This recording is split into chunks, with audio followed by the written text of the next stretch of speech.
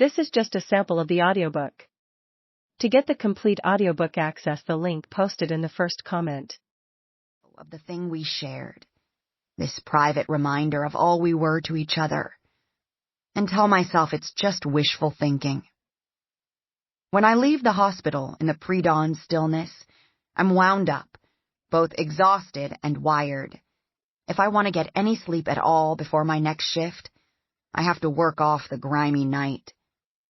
Stopping by my tiny Santa Cruz house, 1,350 square feet on the edge of an almost not great neighborhood, I scramble into my wetsuit, feed the worst cat in the world his half can of wet food, and make sure to move my fingers around in his kibble. He purrs his thanks, and I pull his tail gently. Try not to pee on anything too important, huh? Hobo blinks. I load my board into my Jeep and drive south, not realizing that I'm headed for the cove until I get there. Pulling over into a makeshift space alongside the highway, I park and look down at the water. A few bodies out, not many at dawn. The water is northern Cali cold, 53 degrees in early March, but the waves are lined up all the way to the horizon. Perfect.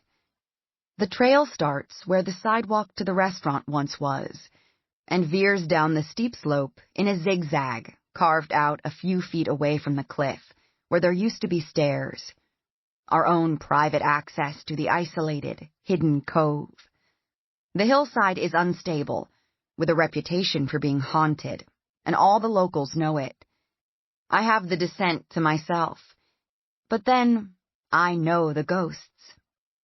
Midway down, I stop and look back up to the spot where our house stood, and the restaurant with its celebrated patio boasting the best view in the world. Both buildings lie in rotting planks and debris scattered down the hill, most of it washed away in storms over the years, the rest blackened by seawater and time. In my imagination, the buildings stand in spectral beauty, the sprawling Eden with its magnificent patio, and above it, our little house. Josie and I shared a room after Dylan came, and neither one of us ever minded. I see the ghosts of all of us when we were happy. My parents madly in love, my sister bright and full of boundless energy, Dylan with his hair pulled back in a leather string, racing us down the stairs so we could build a fire on the beach and make s'mores and sing. He loved singing, and he had a good voice. We always thought he should be a rock star. He said he didn't want anything but Eden, and us, and the cove.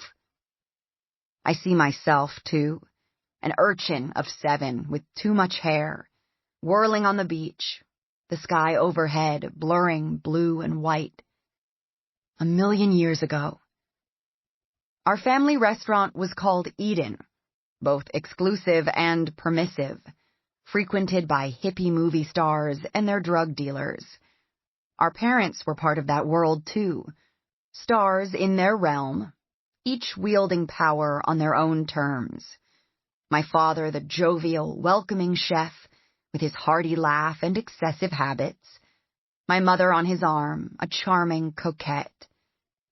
Josie and I ran around like puppies, sleeping on the beach of the cove when we got tired, underfoot and ignored. My mother was a great beauty who'd come for dinner with another man and fallen instantly in love with my father, or so the legend says.